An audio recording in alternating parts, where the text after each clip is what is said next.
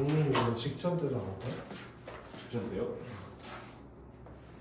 갈게요. 직전 때는 그 와서 한번 듣는 게 낫잖아. 무슨 요일입니다? 수요일 2시일 거야. 수요일 2시요? 너가 시험 날짜를 몰라? 아니 시험 언제 보는지 아는데 뭘 보는지 모르겠어요. 목요일에 보잖아. 됐어? 이따 확인해보자. 야, 우리가 일상생활에서 흔히 사용하는 저울은 어떤 원리를 적용하여 물체의 무게를 측정하는 것일까?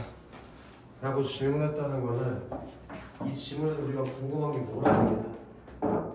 저울의 원리. 무게를 측정하는 원리에 대해서 얘기해보자 이거 아니야. 그지? 어떻게 저울이 무게를 측정하는지 그거에 대해서 이해해보자는 거 아니냐? 맞아? 그래서 양팔저울이랑 대저울 양팔저울 대저울 표시했겠지? 그지 강민? 네. 양팔저울하고 대저울은 무슨 원리를 쓴 거예요? 지뢰의 원리를 응용하듯 지뢰의 원리. 그지 동준아? 얘를 무슨 원리를 쓴다고? 지뢰의 원리. 그러니까 이제부터 여기서부터 무슨 생각을 해야 돼? 원서 양팔저울이랑 대저울이 어떤 원리로 무게를 측정하는지 그걸 이해해봐야지, 그지? 얘네들은 공통점이 있네. 둘 다 뭘 쓴다고 원리로. 시대. 그 분명히 공통점 차이점에 대해서 물어볼 거거든. 그지? 공통점은 이거겠지? 자, 양팔저울은 지렛대의 중앙을 받침점을 하고 양쪽에 똑같은 위치 접시를 매달아 놓거나 올려놓은 것이다. 그래서 한쪽 접시에는 측정하고자 하는 물체를 다른 한쪽에는 추를 올려놓아서 얘는 한쪽 접시에는 뭘로 넣는 동준아? 추. 한쪽 접시에는 측정하고자 하는 물체를 그리고 다른 한쪽에는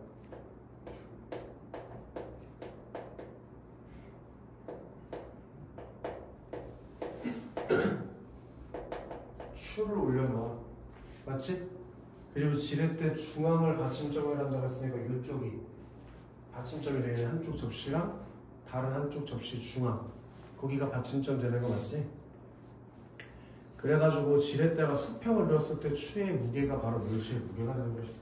그래서 얘를 뭘로 만든다고? 수평. 그럼 상식적으로 당연히 이 측정 물체의 무게와 이 추의 물체의 무게가 같을 거 아니냐. 그런 방법으로 얘 무게를 잰다는 거지. 이게 지렛대 아니야? 가운데 받침점 두고 시소 푸는 것 마냥 만드는 거. 자, 그러나 양팔저울은 지나치게 무겁거나 부피가 큰 물체의 무게를 측정하기에는 한계가 있다 라고 양팔저울의 뭐에 대해서 얘기했니?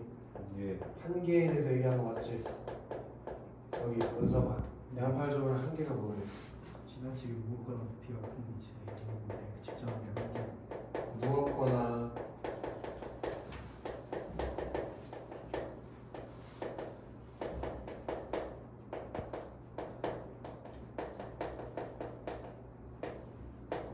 무게가 무거운 것들 걔네들 물체의 무게를 측정하는데 문제가 있다는 한계가 있다는 거지. 그지? 그러나 다시 이런 점을 보완한 저울이 대저울이다. 그럼 이제 무슨 생각을 가져야 돼? 대저울 같은 경우는 지렛대의 원리를 이용하는데 무겁거나 부피가 큰 물체의 무게를 잴 수가 있다. 그렇게 장점을 가져가야지. 그게 이들의 뭐요? 차이점이지, 차이점. 이해됐나? 그걸 잡아주면 되는 거야. 대저울은 받침점에 가까운 곳에 측정하고자 하는 물체를 걸고 받침점에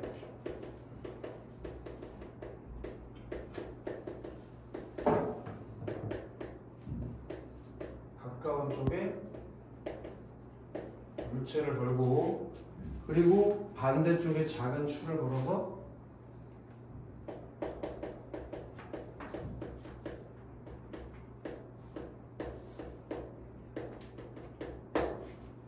그래가지고 지렛대가 평형을 이루는 지점을 찾는 방법으로 물체의 무게를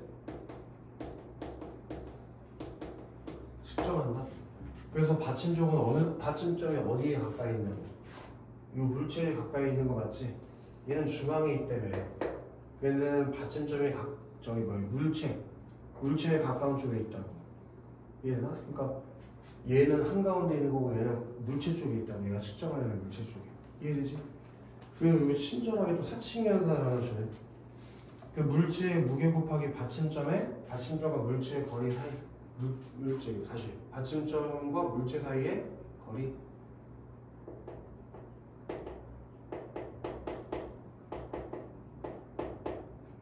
물체의 무게랑 받침점과 물체 사이의 거리.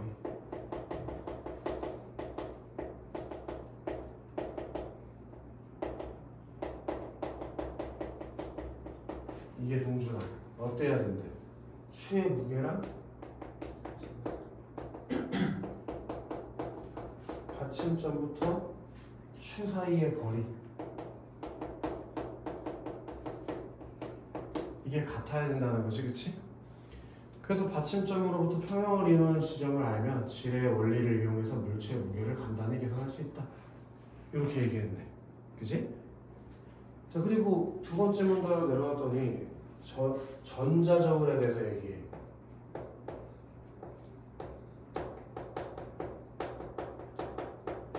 그럼 이제 니네들이 알아야 되는 게 뭔지 알겠지? 확실히 이 세 가지 저울을 모아하는 문제가 출제되겠어.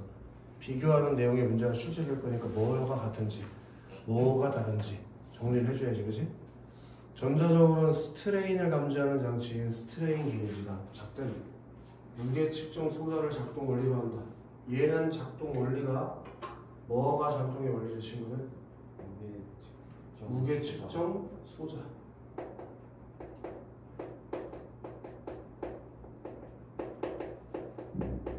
아까 전에 양팔저울이랑 대저울 같은 경우에는 지렛대의 원리가 무게를 측정하는 원리였다면 이번에는 스트레인 게이지가 부착된 무게 측정 소자, 이걸 작동 원리로 하는데, 그럼 너네는 분명히 무게 측정 소자라는 게 뭔지 이해를 해야지. 그게 그 원리로 무게를 측정한다니까. 자, 이때 무게 측정 소자라는 거는 뭘로 이루어져 있대? 저기야, 누구야? 동준아. 몇 밴드지? 금속 탄성체로 되어 있다고 써있지, 그치? 동준?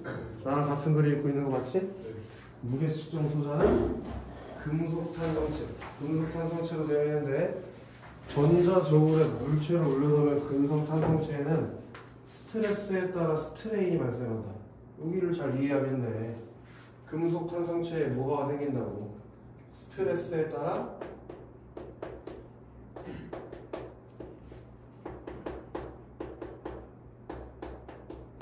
스트레인이라는 게 발생한다. 맞지, 하나? 이때 스트레스는 뭐래? 단위 면적에 작용하는 힘. 니네가 정신적으로 받는 그게 아니에요. 단위 면적에 작용하는 힘. 그게 스트레스요. 이것은 압력과 동일하고, 이 스트레스가 압력과 동일하고, 스트레인은 스트레스에 의한 길이 변화량을 가리키는 말로, 길이 변화량을 변화가 일어나기 전에 길이를 나눈 값이다. 그 스트레인은 계산하면 식을 줬잖아. 이것도 선생님이 몇 번 교문하면서 얘기했던 것 같은데, 사칙연산으로 만들 수 있는 그 문장이 나오잖아. 그럼 이거 분명히 계산하는 문제가 나온다는 얘기야. 꼭 식으로 만들란 말이야. 알겠어, 강민? 네. 그럼 강민, 우리 저기 물리하는 강민이는 이런 거고 껌이지 뭐. 분자에는 뭐가 들어가? 그 스트레인을 구하는 공식을 지금 알려줬잖아. 분자요? 분자에는 뭐가 들어가? 길이 스트레스에 의한 길이의 변화. 어? 양. 그래서 길이의 변화량. 그지, 강민? 그리고 분모에는 뭐가 들어가?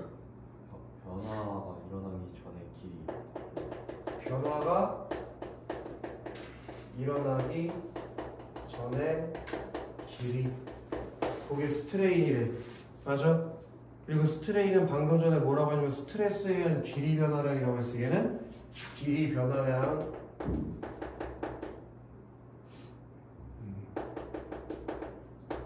그럼 쉽게 얘기해서 봐봐. 뭔가 물체를 금속 탄성체에다 올려놨다. 그럼 그 금속 탄성체가 뭘 받아? 압력. 스트레스 압력을 받겠지. 그러면서 누구한테 영향을 주냐고. 스트레인한테 영향을 주고 그 스트레인의 길이가 전과 달리 변하겠지. 맞아? 여기까지 이해되지? 원리를 이해하는 거야. 제가 이해됐냐? 네. 또 봐도 되지? 자, 스트레스에 따라 금속 탄성체에는 인장 변형이 일어나고 스트레인 게이지에서는 스트레인에 따른 저항 변화가 일어난다. 이때 스트레인은 스트레스의 크기에 비례하고 요 스트레스랑 스트레인은 무슨 관계에 있다 아이들? 비례 관계에 있다 해서 비례 관계. 그럼 그 얘기는 무슨 얘기일까? 스트레스에 가해지는 압력이 커질수록 스트레인의 길이 변화량도 커진다는 얘기겠지. 비례 관계라고 했으니까. 맞아? 자, 그래가지고 스트레인은 스트레스의 크기에 비례하고 전기 저항은 그 스트레인에 비례하기 때문이다. 통상적으로 스트레인 게이지의 저항 변화는 매우 작기 때문에 증폭 효율을 통해 약 100배에서 200배 증폭시키 후 전기 신호로 전환한 다음에 디지털 신호로 바꾸면 전자적으로 지식의 물체의 무게가 나타난다. 그럼 어떻게 되는지 알겠어 이거?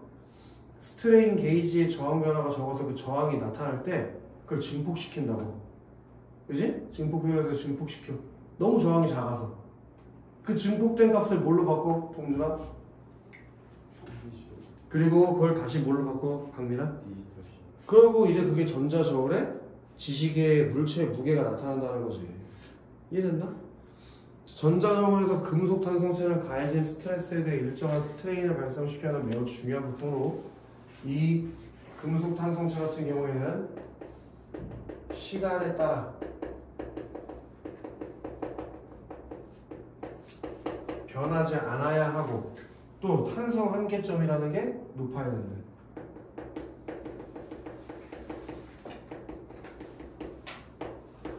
그런 걸로 전자저울을 만들어야 된다는 얘기겠지? 전자저울에 너무 큰 스트레스가 가해지면 금속 탄성체가 다시 원래대로 복귀하자는 소형 변형이 일어나서 소성 변형. 그지? 그래서 강민아 그 금속 탄성체는 어떤 식기로 써야 된다고? 시간에 따라 특성이 변하지 않은 놈. 탄성 한계점이 높은 놈. 탄성 한계점 왜 높아야 되지, 강민아? 스트레스가. 너무 큰 스트레스가 가해지면 다시 원래대로 복귀하지 않는 소성 변형이 일어나니까. 그럼 원래대로 복귀하지 않으면 무게를 잴 때마다 달라질 거 아니야. 그럼 안 되겠지, 그지? 이해됐나? 3번 다 가도 되지? 쉽네, 쉬워. 자, 스트레인이 생기지 않을 정도로 작은 물질의 무게를 어떻게 측정해야 될까?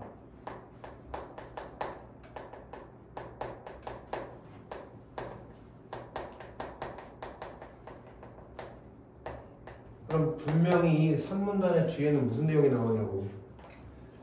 스트레인이 생기지 않을 정도의 작은 물체의 무게를 측정하는 방법에 대해서 얘기하는 거 아니야? 그럼 퀴즈. 이 앞에 양팔저울, 대저울, 전자저울 이런 것들은 스트레인이 발생하지 않을 정도의 작은 물체의 무게를 측정할 수 있냐 없냐? 당연히 측정할 수 없겠지. 그러니까 다른 저울을 만들어서 쓰는 거 아니야? 이해되나? 이 지문은 쉽네. 저울의 원리에 대해서 이해하는 거지 뭐. 그지 성주?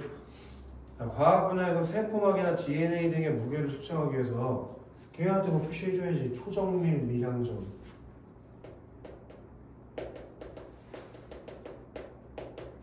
초정밀 미량저울. 홍준아? 네. 그럼 초정밀 미량저울 그거 왜 만든 거라고? DNA나 세포막 그 무게 측정을 하기 위해서 DNA나 세포막 등의 무게 측정을 위해서 만들어진 게 초정밀 미량저울인 거 맞지? 그럼 그 얘기는 DNA나 세포막 같은 것들은 강민아 양팔저울, 대저울, 전자저울로 무게 측정할 수 있다는 얘기 없다는 얘기야? 못해요. 당연히 없다는 얘기겠지, 그치? 그게 되면 뭐하러 만들어? 초정밀 미량저울, 그치? 이해되었어? 초정밀 미량저울은 압절 효과가 일어나는 수동 진동자 센서. 걔한테 뭐 표시를 해줘야지. 얘는 뭘 가지고 무게를 측정한다고 아이들? 수정 진동자 센서.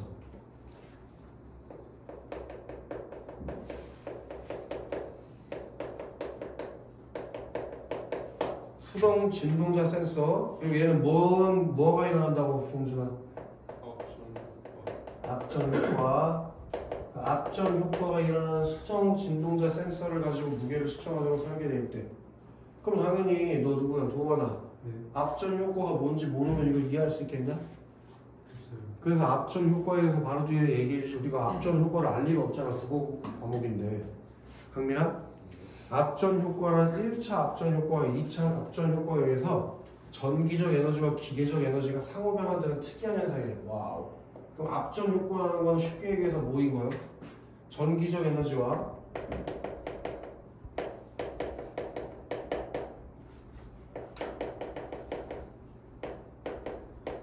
기계적 에너지가 상호 변환되는 것이 압전 효과인 거 맞지? 1차 압전 효과랑 2차 압전 효과를 거치면 전기적 에너지랑 기계적 에너지가 상호 변환된다잖아. 그지? 이때 1차 압전 효과는 또 동준아 1차 압전 효과는 결정 구조를 가지는 재료인 결정성 재료예요.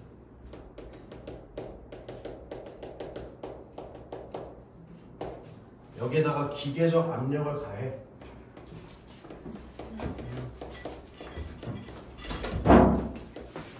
여기다 기계적 압력을 가해.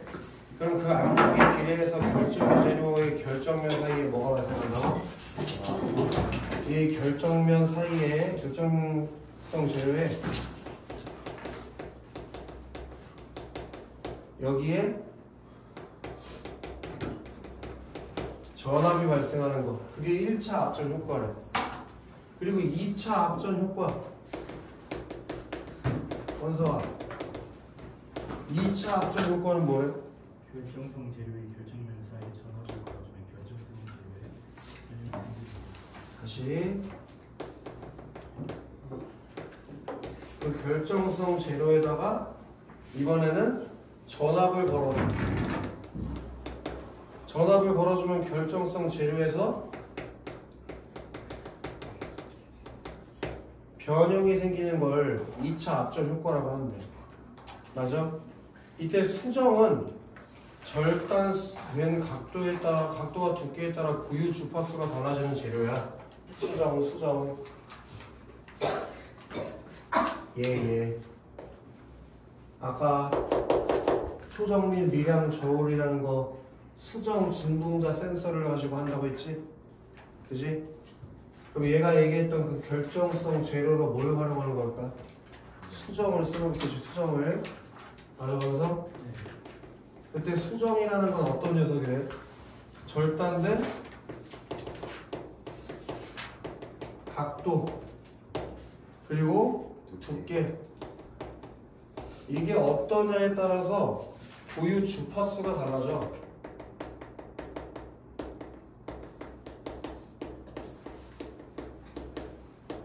그래서 압전 효과가 일어나는 대표적인 결정성 재료야. 고유 주파수는 물체가 갖는 고유의 진동 주파수야. 초정밀 미량 저울에 사용되는 수정 진동자 센서는 전극 사이에 일정한 두께와 방향으로 잘린 수정 결정판을 넣어. 그리고 특정 주파수를 갖는 전압을 가해. 그러면 수정의 고유 주파수에서 공진이 발생하도록 되어 있대. 이때 공진 주파수는 질량 변화에 민감해서 수정 진동자 센서를 사용하는 초정밀 미량 저울을 위해 물질을 흡착시키면, 여기서부터 좀 이해가 돼 있어야지. 물질을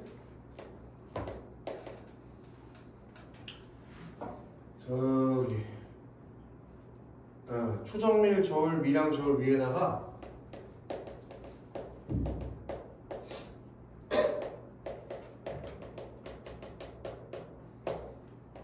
흡착시킨대. 왜 흡착시켜? 이거 무게 재려고 흡착시키는 거겠지. 얼마나 무거운지 가벼운지 측정해야 될 거 아니야. 맞아? 그러면 어떻게 해야 돼, 친구들? 그러면은 물질의 무게에 비하해서 이 추정밀 미량 저울에 공진 주파수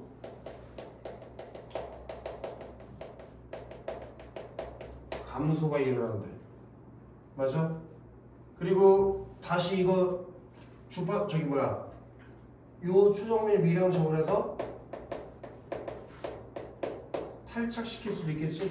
아니, 무게 절대 올라갔다가 빼지 않냐? 계속 또 그걸? 그지? 그렇게 탈착시키면 다시 공진 주파수가 어떻게 될까?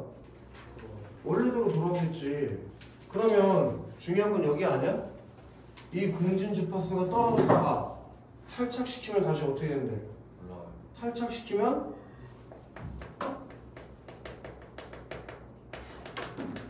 아마 올라가겠지, 그치? 그럼 떨어졌다 올라가는 요 과정에서 이 물질에 뭐가 측정되겠어? 무게가 측정되는 요 원리를 가지고 아주 작은 물질의 무게를 잰다는 거지, 얘가. 그치, 강민? 네. 좋아요. 이제 문제 풀러 가면 되네. 동준. 대답 무슨 주고. 양팔 저울은 지렛대의 중앙을 받침점으로 한다. O야 X야? O야 X야? O지, 그지? 네. 여기 양팔 저울은 한쪽 접시랑 다른 한쪽에 추 놓고 가운데에다가 받침대를 놓는다고 1문단에 써있잖아. 야, 강민? 전자저울에 작용하는 힘은 무게 측정 소자의 인장력으로 작용한다. 맞아요. 어디 나와? 응? 이 문단 세 번째 줄 보면 스트레스가 단위 면적에 작용하는 힘이고 그 다음 줄에 뭐라고 써있냐? 스트레스에 따라 금속 탄성체는 인장 변형이 일어난다고 했으니까 당연히 전자저울에 작용하는 힘은 무게 측정 소자의 인장력으로 작용하겠지, 그치? 그다음에 재현. 결정 구조를 가지는 고체에 기계적 압력이 가해지면 전압이 발생한대. 결정 구조를 가지는 고체 여기서 뭘 말하는 걸까? 제가 뭔지도 우린 말할 수 있는데 결정 구조를 가지는 고체. 수정. 그렇지. 거기다 기계적 압력을 가해. 그럼 우리 결정면에 뭐가 생긴다고 칠판에 써 있는 것 같다. 결정면에 뭐가 생겨? 예? 칠판에 써 있잖아. 야, 1차 압전 효과에 써있잖아. 결정성 제로에 기계적인 압력 가하면 결정면이 좀 잘라지면서 거기서 뭐가 발생한대? 전압이 생긴다며. 그럼 3번에서 전압이 발생한다 어때? 그럼 뭐가 문제야 이게, 그치? 그다음 도원. 전자저울의 지시계에 나타나는 숫자의 크기는 스트레인 게이지에 작용하는 저항값과 같대. 이건 맞아, 틀려? 이건 왜 틀려? 틀린 건 나도 알겠어. 이건 왜 틀렸을까? 이유를 설명 못하면 말이 안 되니까 독서하면 돼.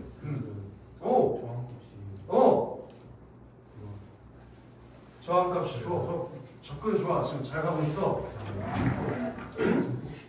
그래, 200배에서 300배 증폭시킨다고 했으니까 저항값보다 훨씬 크게 되겠지. 저항값과 같은 말이 되나? 당연히 4번이겠지. 전자적으로 지식에 나타난 숫자 크기는 스트레인 게이지에 작용하는 저항값보다 크겠지. 저항값에서 200배나 증폭시키는데.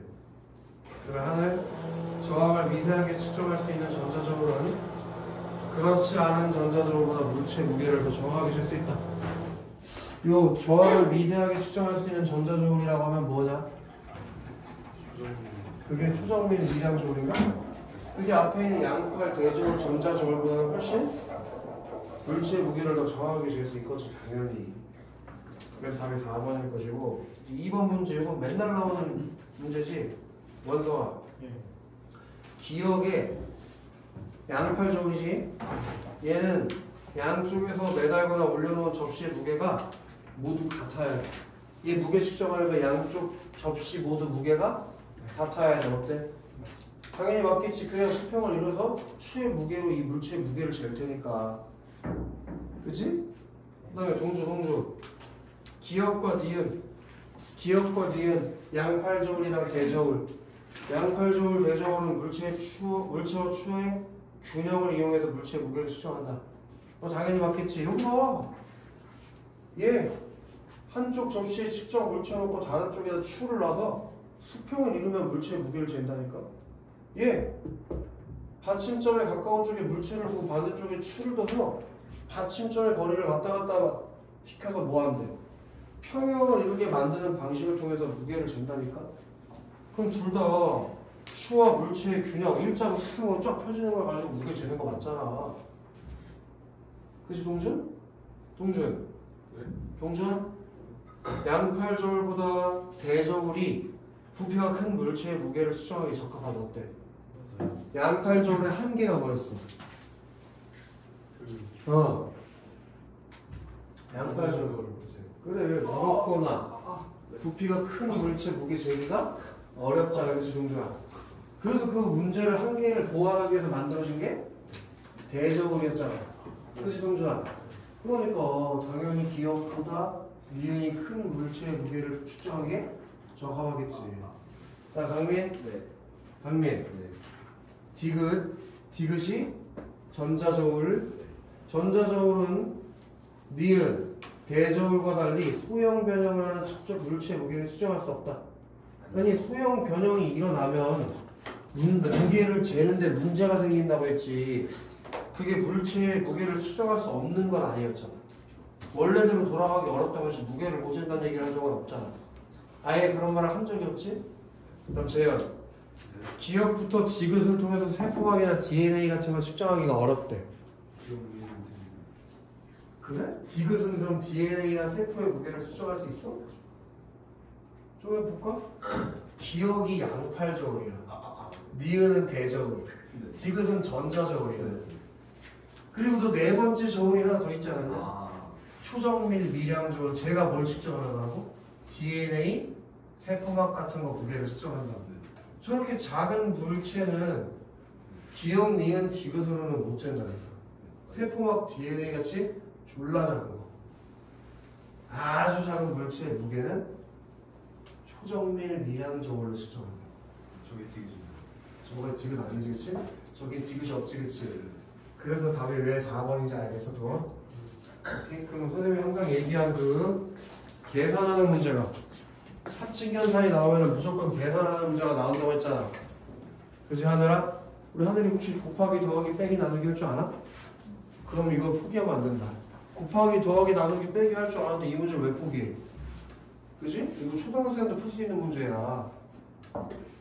준준아, 양팔저울의 한쪽 접시에 1kg 추를 올려두고 나머지 한쪽 접시에 가를 올려뒀을 때 1kg 추를 올려둔 접시가 아래쪽으로 기울었대. 준준아? 준준아, 네. 이런 얘기인 것 같아. 여기 양팔저울이니까 받침점은 어디 있어야 돼? 가운데 있어야지. 여기 한쪽 접시에 가를 올려놓고 한쪽에다가 1kg짜리 추를 올리는 거 맞지? 근데 어떻게 됐대, 동준아? 추를 올려둔 접시가 아래쪽으로 이렇게 됐다는 얘기는 그러면 그 얘기가 무슨 얘기일까? 가는 1kg이 안 된다는 얘기겠지? 그러니까 1kg 쪽으로 내려앉는 거 아니야? 그지? 자, 두 번째 거 볼까? 자, 대저울의 받침 쪽에서 왼쪽으로 30cm 떨어진 위치에 1kg의 추를 걸어두고 받침점에서 오른쪽으로 20cm 떨어진 위치에 나를 걸어뒀어요. 나를 걸어둔 쪽으로 기울었다. 이 얘기네. 아까도 얘기했지만 이거 계산하는 거 분명히 나온다고 했지. 물체의 무게랑 받침점과 물체 사이의 거리를 곱한 것이 추의 무게랑 받침점부터 추 사이의 거리를 곱한 것과 같아야지 평형을 이룬다며. 맞아? 그럼 지금 그 얘기는 나 이거 받침점과의 거리가 몇이냐? 20이지? 맞아? 그리고 추의 무게는 몇이냐? 1kg. 그리고 받침점과의 거리가 30이래. 근데 이 저울이 어떻게 됐대? 나를 걸어둔 쪽으로 기울었대. 나를 걸어둔 쪽으로 기울었대. 그럼 이게 더 무겁다는 얘기잖아. 이쪽으로 내려앉았다는 얘기니까.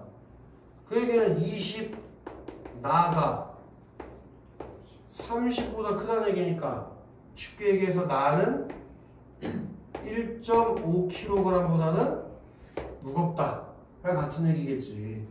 이 정도는 하잖아. 그지? 이거 나누기 못하나? 요 결과가 나와 있어야지. 맞아? 첫 번째, 두 번째를 통해서 요 결과가 나와 있어야지. 이해돼 도합? 요거 할 수 있지. 그 다음 마지막 볼까? 아무것도 올려놓지 않은 금속 탄성체의 길이가 10cm인데 10kg의 상자를 올려놨더니 금속 탄성체의 길이가 1cm 늘어났대. 와우. 그럼 이런 얘기네. 아까 했던 거 여기 길이 변화량으로 구하는 거라며. 아니 변화가 일어나기 전에 몇 cm였냐? 변화가 일어나기 전에 10cm 아니냐? 그지? 맞아? 근데 10kg짜리 올려놨을 때 몇 cm 됐대? 11. 아이고 11이니까 길이 변화량은 1이겠네. 10에서 11 된 거니까 이렇게 10kg인 거 올려놨을 때 근데 10kg짜리 상자를 올려놓고 이게 지금 10kg짜리 상자가 이미 올라가 있는 상태야. 10kg 상자가 올려져 있는 사이에다가 달을 추가로 올렸대.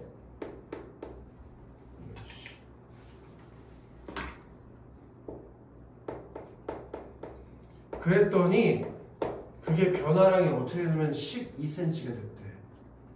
그럼 몇 cm 늘었다는 얘기지? 2cm 늘었다는 얘기지? 그럼 다의 무게를 어떻게 알지? 이런 생각을 가진 사람들은 굉장히 지금 큰 문제가 있는 것이다. 아니 10kg일 때 몇 늘었어? 근데 10kg인 거에다 다만 더 올렸더니 1 더 늘어난 거 아니야? 그럼 그 얘기는 다의 무게는 몇이라는 얘기일까? 10kg이라는 얘기지. 그 얘기는 1cm 늘 때마다 몇 kg 얘기하는 얘기요. 10kg씩 는다는 얘기랑 똑같은 말이니까. 그지? 이제 풀면 돼. 이거 다 했잖아. 근데 중요한 거 다시 한번 얘기하지만 분명히 계산하는 문제가 나올 수밖에 없다 이거는. 이걸 가지고 이거 씨발 나랑 머리가 멀다 이거. 난 이거 계산하는 거 못 풀어. 그런 생각 가지고 문제 풀기 시작하면 죽을 때까지 그거 등급 안 올라가. 절대로. 이런 문제를 포기하고 들어가는 순간 등급을 잘 맞을 수가 없다. 그래서 뭐 어려운 게 아니잖아 이거. 그치 동준아? 초등학생들도 다 해 이거. 그치? 아마 동준이 초등학교 때 이거 수학 시간 했을 거예요. 이제 중국에 있었어? 초등학교 때 한국에 있었어. 언제 중국 갔어? 조선이 때부터 살았어. 기억이 나? 5살 그럼 너 중국어 조금이라도 할 줄 아는 거 있냐? 남들 다 하는 거 제2외국어로 배운 거야. 못해? 기억이 아예 안 나 중국 생활이? 사업당했어요. 네. 중국 아동모델. 중국 아동모델 출신이야? 근데 엄마 걷어찼어요. 왜? 유준이 대학 보낸다. 큰일인데?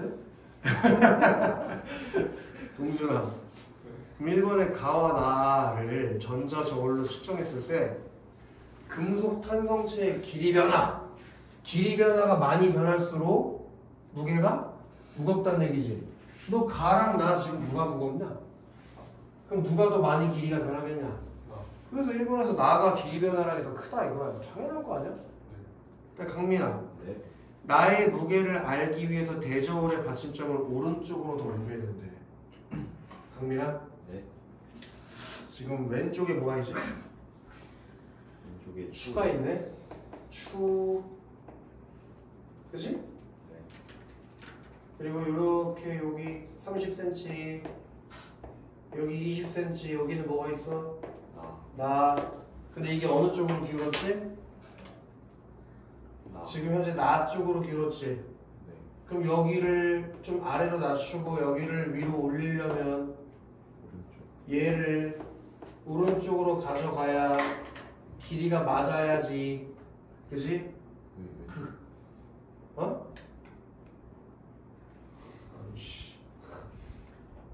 대저울의 받침점을 더 오른쪽으로 가져야 길이가 어떻게 돼? 여기 길이가 짧아지겠지. 네. 그래야지 이게 무게의 추가 많아지겠지. 네. 이해되나? 그러니까 당연히 오른쪽으로 더 옮기는 거 맞지. 얘가 1.5랑 지금 왼쪽이 큰 게 아니라 더 낮아지려면 이게 같아지려면 어떻게 되냐고. 나의 무게가 나 쪽으로 길이가 더 줄어야지. 지금 큰 상황이니까. 그 다음 3번에 가와 나를 양팔저울 접시 위에 놀려놓으면 다 쪽으로 기울게 된다. 당연한 거 아니야? 다는 10kg짜리고 나는 1kg가 안 되는데 둘이 양팔저울에 올려놓으면 당연히 다 쪽으로 기울지. 그 다음에 달을 올린 달을 올린 전자저울에 가를 올리면 스트레스와 스트레인이 모두 커져. 4번을 고를 수가 있나? 달을 올려놨어. 거기다 가를 또 올렸대. 그럼 그 얘기는 무슨 얘기야? 무게가 더 무거워진다는 얘기는 최소 11kg 정도 될 거 아니야, 대략적으로. 그럼 당연히 길이가 어떻게 돼? 길어지겠지. 그럼 답은 5번일 텐데, 다만 올린 전자저울의 스트레인 게이지 저항은 10kg의 상자만으로 올린 스트레인 게이지의 저항보다 크지 않고 같겠지. 왜? 10kg 올렸을 때랑 어차피 이거 다 올렸을 때 어떨 테니까? 같을 테니까 무게가 같은데 어떻게 달라지냐고. 그 다음에 4번 밑글의 가를 보기를 바탕으로 이해해보래. 가를 바탕으로 보기를 이해하래. 적절하지 않은 법으로 해. 지금 왼쪽에 헤르츠라고 주파수가 나왔지. 주파수가. 그리고 오른쪽 X축에 뭐가 나와? 시간이 나오네. 자, 수정 진동자 센서를 사용하는 초정밀 미량저울에 세포막 A, B, C를 올렸다. 그래프는 T에 따른 공진 주파수 변화를 나타낼 것이다. 근데 여기 봐봐. 공진 주파수가 많이 떨어질수록 무게가 어떤 놈일까? 무거운 놈이겠지. 가벼운데 공진 주파수가 왜 떨어져? 무거울수록 공진 주파수가 떨어지는 거지. 그럼 A, B, C 중에서 누가 제일 무겁냐고. 당연히 C가 무겁겠지. 그걸 알아야 문제 푸는 거 아니야? 1번의 세포막 A, B, C 중에서 무게가 제일 큰 거. 아니 물질을 올려놓으면 공진 주파수가 떨어진다니까. 왜 떨어져? 무거워서 떨어지는 거 아니야? 그리고 2번에서 수정 진동자 센서에 가해지는 전압을 달래면 공진이 일어나지 않을 수 있다. 당연하지.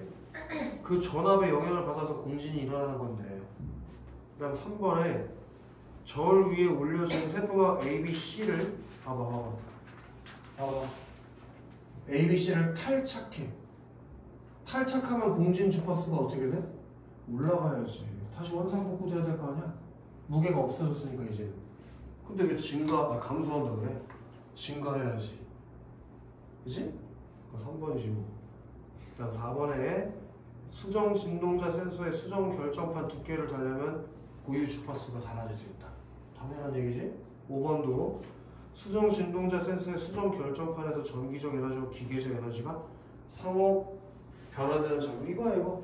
원래 수정 전자 진동자 센서가 뭐가 일어나? 앞전 효과로 무게 재는 거잖아. 그게 뭔데? 전기적 에너지랑 기계적 에너지의 상호 변화. 여기 5번에 그대로 써있네. 상호 변환되는 거. 5번도 틀릴 리가 없다. 그 다음에 어휘 문제 이거 틀린 사람은 이제 한국을 떠라. 이거 진짜 틀리면 안 돼. 어휘 문제 정리 잘해라. 답 4번인데 어떤 대상이 일정한 상태나 결과를 생기게 하거나 일으키거나 만들다. 이런 뜻으로 쓰인 이르다다. 그래서 4번일 수밖에 없지. 바로 옆에 과학기술 8강 보자. 과학기술 또 해보니까 재밌네. 그치?